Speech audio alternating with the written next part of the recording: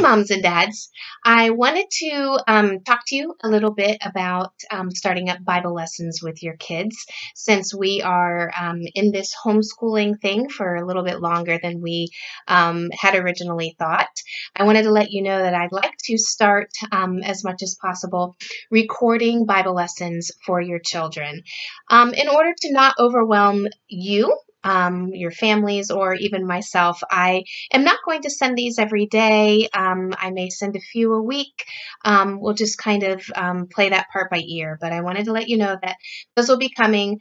And because I won't be sending them every day, it's going to throw us a little bit off track, but I am not going to let that worry me. We might not do the actual Easter resurrection story until after Easter. I'm not sure. I haven't planned it out yet, but we'll just let it fall as it does.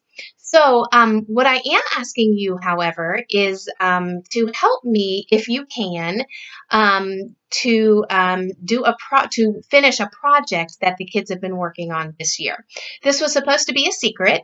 I have been compiling journal pages that your children have been making all year to go along with each of their Bible lessons, and at the end of the year, I will put them into a little spiral-bound book as a little keepsake for you for their kindergarten graduation.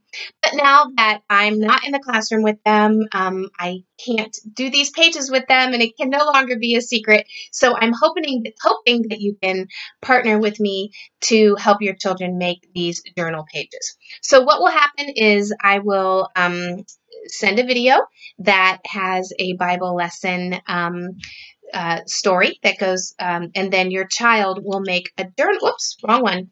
Your child will make a journal page that looks something like this. You don't have to type this up if you don't want to.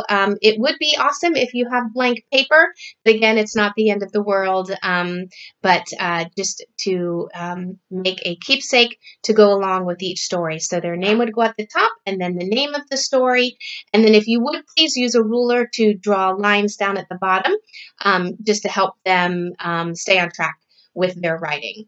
So they will listen to my story, and then either that day, it could even be the same day. Honestly, at school, we make these journal pages the following day. So they'll draw a picture here that goes along with the story.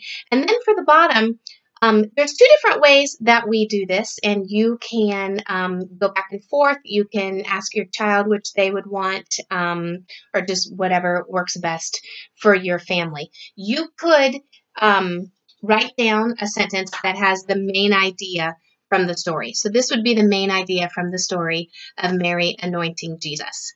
And you write this on a separate sheet of paper, and then your child would take this and then write it at the bottom of the journal page.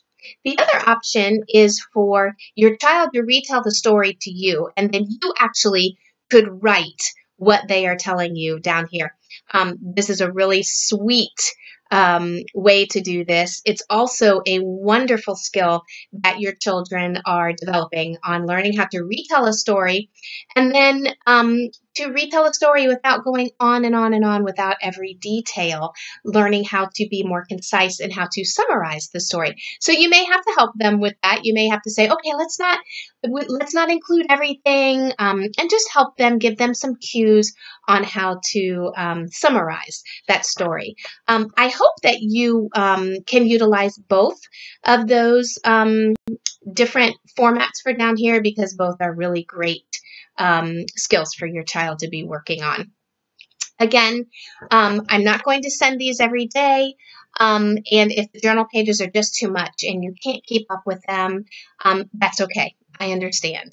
Whatever pages I have at the end of the year will go into their book, and it will be a blessing regardless of whether or not they have all the stories in it. Please do, for any of the journal pages that your child does, go ahead and just keep them in a safe place, in a folder of an envelope or something, and so that I could get those from you to then go ahead and bind together into a book.